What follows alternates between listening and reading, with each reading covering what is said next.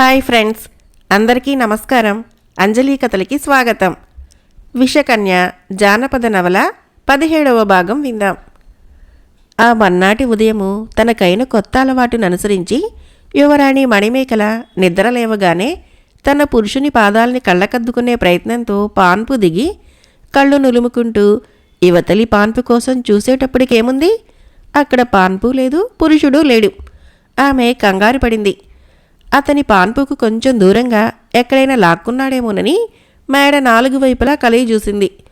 ఏమీ కనిపించకపోవటం వలన వేగంగా కుట్టుకునే గుండెలతో తడబడే అడుగులతో వడివడిగా క్రిందకు దిగి చెల్లులందరినీ పిలిచి అడిగింది. వారు తెల్లబోయి ఒకరి ముఖాలొకరు చూసుకోవటమే గాని బదులు చెప్పలేకపోయారు. యువరాణి కంపించే గొంతుకతో ప్రధాన సఖి రాఘవల్లిని చూసి, ఏమే, నా దేవుడెక్కడే? నీకు కూడా తెలియదటే. చాలా రాత్రి వరకు ఇద్దరం కులాసాగా మాట్లాడుకున్నాం. ఆ తర్వాత నాకు నిద్ర పట్టిపోయింది. తెల్లవారి చూసుకుంటే నా సరసున పాన్పు లేదు, ప్రియుడు లేడేమే అంటుంటే రాఘవల్లికేమీ అర్థం కావటం లేదు. మీరు చెప్పేది చాలా ఆశ్చర్యంగా ఉందమ్మా. ఆయన మీకు చెప్పకుండా ఎక్కడికి వెళ్తారు? ఒకవేళ వెళ్ళినా పాన్పు ఏమైనట్లు? మహామాయిలా ఉందే. యువరానికి నోట మాట రావటం మానేసింది.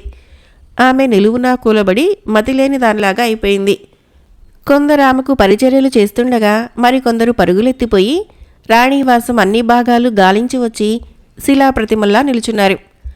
ఊహించుకోవటానికైనా అవకాశం లేని ఆ విపరీత సంఘటన వల్ల కలిగే దుఃఖాన్ని ఆపుకోలేక యువరాణి మణిమేఖల చేతులతో ముఖం కప్పుకొని సంతత ధారాపాతంగా సూకిస్తుంటే రాఘవల్లి మొదలైన వారామెకు ఊరట కలిగించలేకపోతున్నారు. విచారించకమ్మా, నిన్ను పరిణయమాటానికి పట్టిన ప్రతిజ్ఞను నెరవేర్చుకోవటానికి గడువు లోపల ఎన్నెన్నో కష్టాలు పడి ఏ ఏ దేశాలు తిరిగి పృథ్వీలో ఏ మానవుడు సాధించలేని కార్యం సాధించారు. అసాధారణము అసఖ్యము అయిన నీ ప్రశ్నకు బదులు తెచ్చి అఖండ ప్రజ్ఞావంతుడు అనిపించుకున్నాడు. అటువంటి నీ ప్రియుడు నిన్నొదులు ఎక్కడికి పోతాడమ్మా అని అందరూ ఊరట వాక్యాలు పలికారు. పోడు, నా ప్రియుడు నన్నొదులు ఎక్కడికి పోడని నాకు తెలుసు. ఎవరో వంచన చేశారు. అతన్ని మించిన శక్తి ఏదో అతన్ని అపహరించింది. లేకుంటే పాన్పు సహితంగా నా పురుషుడు నాకు దూరమై ఎగిరిపోడు. అబ్బా, ఇంక నేను బ్రతకటం ఎందుకే? అతని కోసము, అతన్ని భర్తగా పొందటం కోసము తనువు వెచ్చించాను గదుటే, తపస్సులు ధారపోశాను గదుటే. నా దేవుడు నాకు లభ్యమైనాడు, నా నోములు ఫలించాయి, నా పూజలు పండాయి అని ఎంతగా మురిశానే. నోటికందిన పండును ఎగరేసుకు వెళ్ళిపోయిన దుర్మార్గులెవరే అని ఆమె గుండెలు వ్రీలిపోయేటట్లు దుఃఖపడుతున్న సమయంలో అప్పటికప్పుడే రాణివాసంలో జరిగిన ఘోర విపత్తును దాసీల వల్ల తెలుసుకున్న మహారాజు మితిలేని కంగారుతో కుమార్తె రాణివాసానికి వచ్చి చేరాడు. పసిబిడ్డలాగా నేలబడి వలవలా ఏడుస్తున్న యువరాణిని లేవదీసి ఆమెకు ఊరట కలిగించాలని చూశాడు. కానీ అతని నోట మాట రాలేదు. అయ్యయ్యో, నా మురిపము 3 నాళ్ల ముచ్చటగా ముక్కలయ్యి నా కడుపులో చిచ్చు పెట్టింది నాన్న. నా దేవుడు నాకు దక్కకుండా ఎవరో అపహరించుకుపోయారు. నా మోహనమూర్తి నన్ను కరుణించాడని పొందిన ఆనందమంతా మట్టిపాలైంది. నా దేవుడు లేని నా బ్రతుకిక వ్యర్థం. అవేం మాటలు తల్లి, పిచ్చి మాటలు. అతడు నిన్ను కాదని ఎక్కడికి పోతాడు? కంగారు పడకు. కొంచెం నిదానించినట్లయితే నేనంతా దర్యాప్తు చేయిస్తాను. ఊరుకో, గుండె చెదరుకుట్టుకోకు. దర్యాప్తులు కందటానికి అతను పసిపాపడై పారిపోలేదు.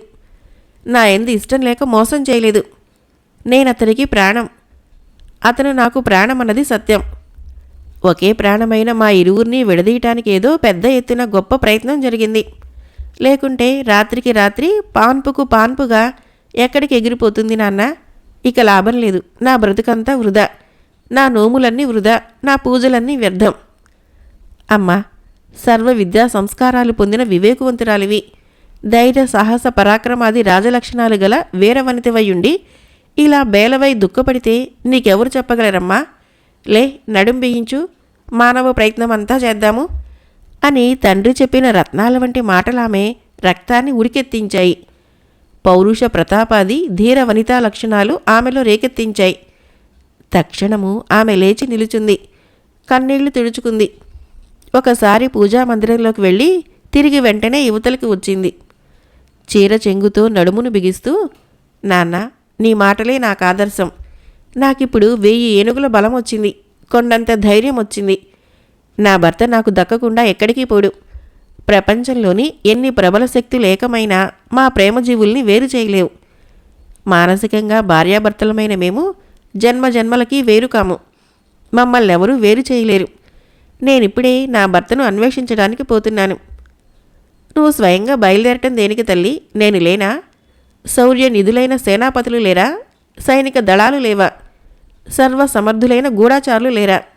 వారి ప్రయత్నాలన్నీ జరగకముందే నువ్వెందుకమ్మా? ఈ విషయంలో ఎవరి ప్రయత్నాలు కొనసాగవు నాన్న. అడ్డు చెప్పక నన్ను ఆశీర్వదించి పంపు. వస్తానా తిరిగి నా ప్రియభర్తతో? లేదా? పై మాట చెప్పకు తల్లి. మా ప్రయత్నాలు మేం చేసినా నిన్ను వారించను. నీ సద్గుణ సంపద, నీ పతిభక్తి, నీ కార్యదీక్ష నీకు రక్షా కవచాలే కాపాడుతాయి. నీ ప్రియుడితో మంగళప్రదంగా తిరిగి వచ్చి శుభమంగళంగా కళ్యాణ మహోత్సవం జరిగించుకుంటావు. పోయిరా అని మహారాజు కుమార్తె మాటకు అడ్డు చెప్పక ఆశీర్వదించి అవసరమైన సాధన సామాగ్రితో ఆమెను పంపాడు. కొంత సైనిక సహకారాన్ని కూడా వెంటకుని పోవలసిందని మహారాజు చెప్పినప్పటికీ మణిమేకల ఆ ప్రకారం చేయక అవసరమైన కొన్ని బాణ ఖడ్గాది ఆయుధాలు మాత్రము తీసుకొని తండ్రిగారికి నచ్చచెప్పి ఒంటరిగానే బయలుదేరింది. ఆ పగలంతా తమ రాజధాని పరిసర ప్రాంతాల్ని తిరిగింది. కానీ ఎక్కడా కృష్ణశర్మ కనిపించలేదు. అతని జాడలు తెలియలేదు. రాత్రి కాగానే అంతరిక్ష మార్గాన్ని బట్టి ప్రయాణాన్ని సాగించి వైకుంఠపురాన్ని చేరింది. అక్కడ ఉద్యానవనాలని తోటలను దాటి ప్రేతములతో నిండిన ప్రదేశాలన్నింటినీ గడిచి కొంతసేపటికి తాను నిత్యము ఆరాధించే మోహనమూర్తి ఆలయం చేరింది. స్వామికి మోకరించి నమస్కరించింది. స్వామి, కృష్ణ భగవాన్, ఈ విపరీతమేమిటి?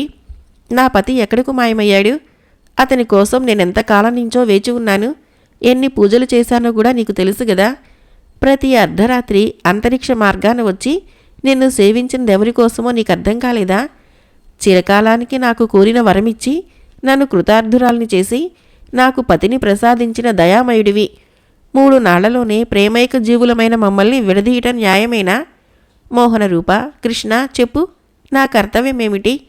నా పతి కోసం నేనిప్పుడేం చేయాలి? నా భర్తను కలుసుకొనిదే తిరుగుముఖం పట్టనని నేను దీక్షా కంకణం కట్టుకున్న విషయం నీకు తెలియంది కాదు కదా. పతిని బాసిన సతికి లోకమే లేదన్న సత్యం నీకు నేను చెప్పాలా? పరంధామ, పరమాత్మ, పతిత పావన, రాధా మనోహర, ఇప్పుడు నేనొక వ్యర్థజీవిని. నా వల్ల ఏమీ కాదు. పతి వియోగంతో అంధకార బంధురమై ఉన్న నా భవిష్యత్తులో నువ్వు పరంజ్యోతివై నాకు మార్గమును చూపించాలి. నా కర్తవ్యాన్ని ఉపదేశించి ముందుకు నడపాలి. నా పతిని చేరగల మార్గాన్ని సూచించాలి అని ఆమె ఆ రాత్రంతా అనేక విధాలుగా పరమేశ్వరుని ప్రార్థించి ఉదయం కాగానే తన బుద్ధికి తోచిన మార్గాన్ని అనుసరించింది. కానీ ప్రతిదినము వేళ తప్పక దాసదాసీ జనాలు భయభక్తులతో అమరించే అమృతాన్నములు భుజించి అనుక్షణము రాణివాసంలో ఎండ కన్నెరగక సేవింపబడే ఆ రాకుమారి ఒక్కరోజు ప్రయాణంతో డస్సి తోటకూర కాడలాగా సోలిపోతోంది. అయినా లెక్క చేయక సాయం సమయముల వరకు ఆకలి దప్పులు మరిచి దుర్గమారణ్యాలు ప్రవేశించి కొండలెక్కి గుట్టలు దాటుతూ ప్రయాణం సాగిస్తూనే ఉంది. కానీ ఆ రాత్రికి సురక్షితంగా గడపగల ప్రదేశమేదా అని 4 వైపులా పరీక్షిస్తూ ఉండగా కనుచూపు దూరంలో ఒక చిన్న కుటీరం కనిపించింది. యువరాణి మెల్లగా నడిచి ఆ కుటీరాన్ని సమీపించింది. అక్కడ ఎవరూ లేరు. ఒక పులి చర్మము, 2-3 నార వస్త్రాలు, ఒక కుండలో నీళ్లు మాత్రమే ఉన్నాయి. అక్కడ ఎవరో నివసిస్తూ ఉండి ఉంటారన్న తలంపుతో ఆమె 4 వైపులా పరికించింది. కానీ చూపు పోయినంత మేర నరసంచారమేమీ లేదు. ఆ పగలంతా ఎండలో ప్రయాణం చేసినందువలన కొండగాడ్పులకామె ప్రాణం శోషిల్లింది. ఆ వడదెబ్బకామె అక్కడి నుంచి తిరిగి అడుగు కదపలేక నేలబడి మూర్ఛిల్లింది.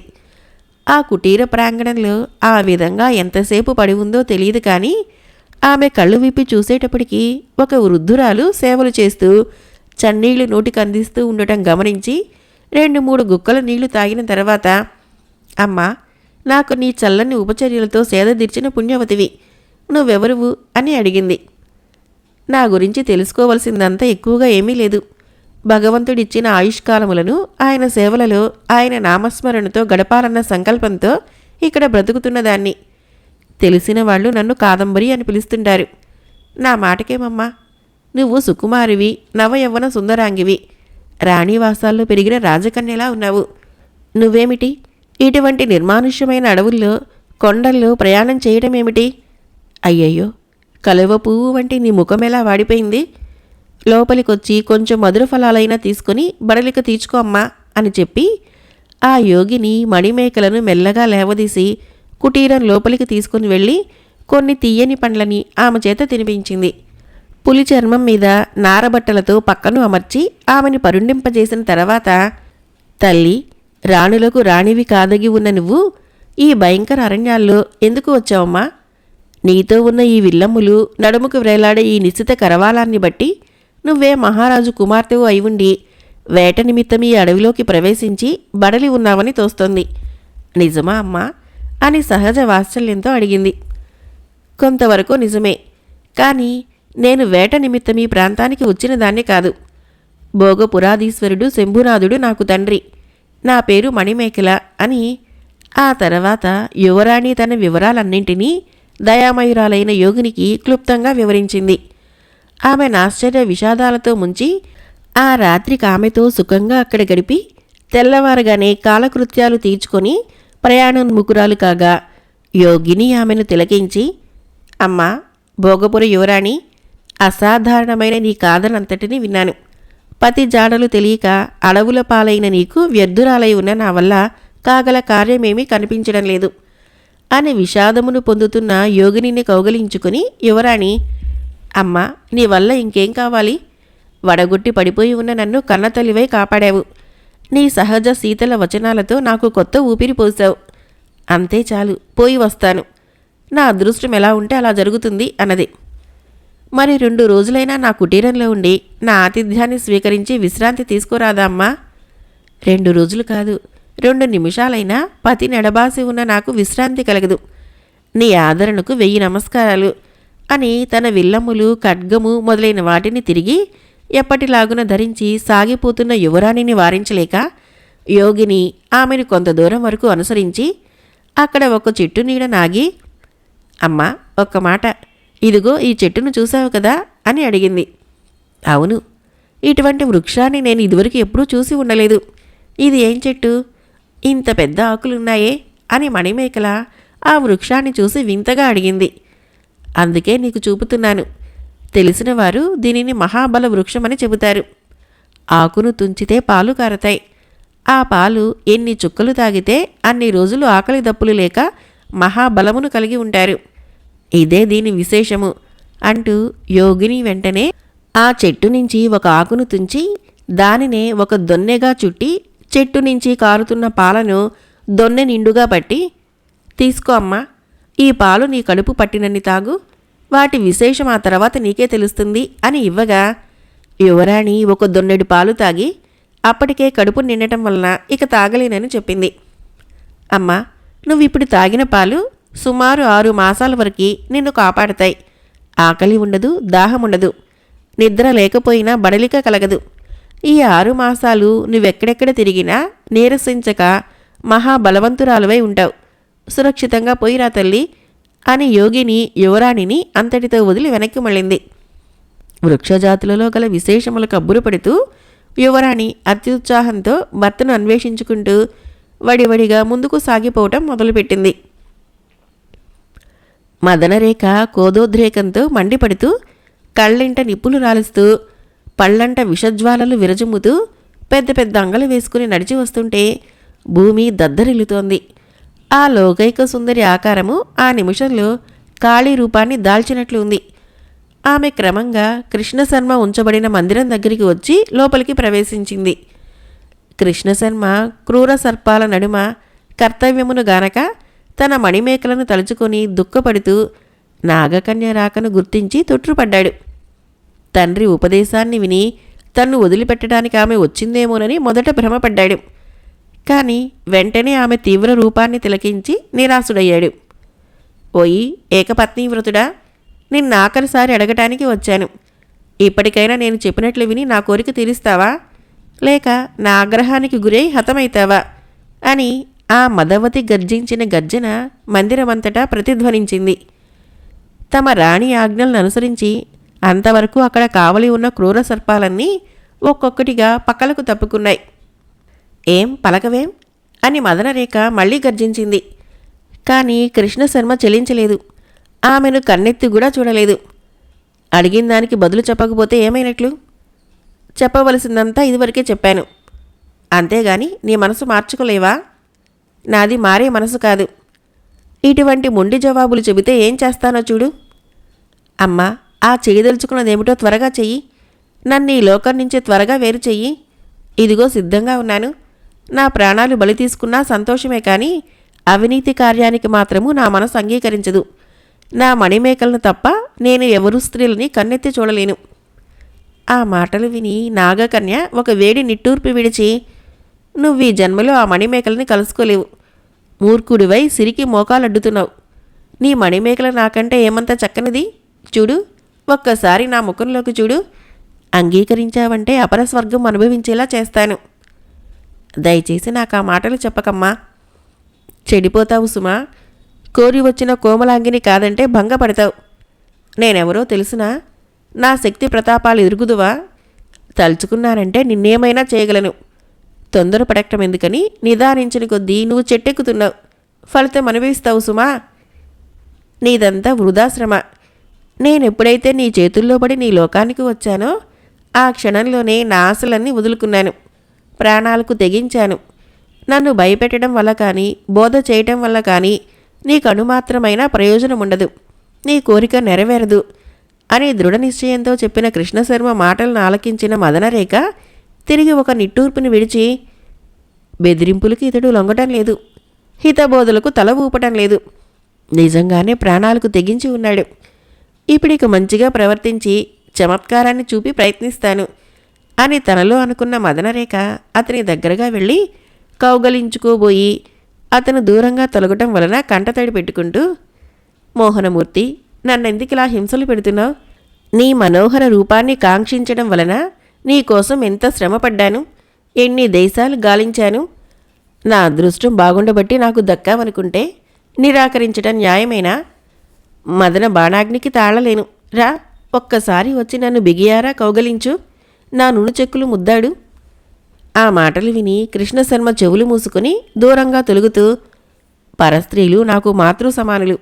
అందును నువ్వు పూజ్యమైన నాగలోక నివాసివి.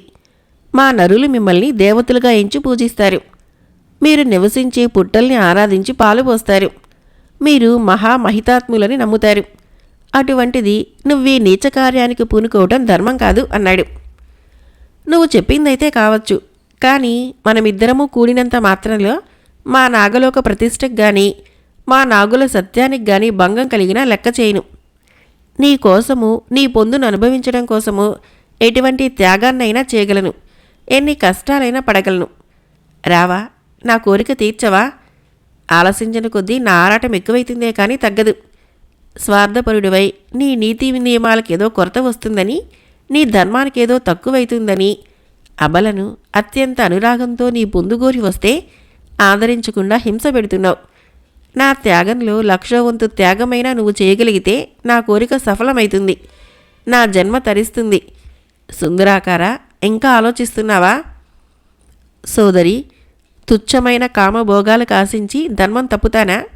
క్షణికములైన సుఖాలను కోరి శాశ్వత పదం నుంచి పతనం కావచ్చునా? మీ తండ్రిగారు సర్వధర్మములు తెలిసినవారు. స్త్రీకి పాతివ్రత్యము, పురుషుడికి ఏకపత్ని వ్రతము భూషణములని తెలుసుకొని ఆ సత్య నిరూపణ కోసము బహు పెద్ద కాలము భూలోక బిలంలో ఉండి నా చేత ఆ సత్యాన్ని చెప్పించి అందుకు కానుకగా తమ శిరోరత్నాన్ని సమర్పించినవారు. అటువంటి మహానుభావుడైన ఫణిరాజుకు కుమార్తెవై ఉండి ఆయన సద్గుణ సంపదలో లేసమైనా నువ్వు పొందక కామంతో కళ్ళు కప్పుకొని సంచరించటం గర్హింపతగి ఉన్నది. ముసలి వేదాంతులు చెప్పవలసిన నీతిపాఠాలు నవమన్మదాకారుడివి, పరిపూర్ణ యవ్వన సుందరాకారుడివి అయిన నువ్వా చెప్పటం? చాలు చాలు. పశు పక్షి క్రిమి కీటక నరవానర దేవ రాక్షసాది ఏ జన్మను పొందినా ఎందుకు? లభ్యమైనంత వరకు ఆనంద సానుభవాన్ని పీల్చి పీల్చి పరవసత్వాన్ని పొందటానికే. అందుకే పుట్టడం, అందుకే బ్రతకటం, అందుకే చావటం అన్న సృష్టి రహస్యాన్ని ఇప్పటికైనా తెలుసుకో. నీ జన్మ సార్థకం చేసుకో, నా జన్మ సార్థకం చెయ్యి అన్న మదనరేఖ ఉపన్యాసాన్ని విని కృష్ణశర్మ ముక్కు మీద వేలు పెట్టుకుని, అవురా, సంపాదించిన జ్ఞానమును, కలిగిన అవకాశమును ఈ విధంగా దుర్వినియోగం చేసుకునే బుద్ధిహీనులు లేకపోలేదు. అందుకు నేను కర్తను కాలేను. కానీ సోదరి, నీ హితోపదేశములు నా తలకెక్కవు.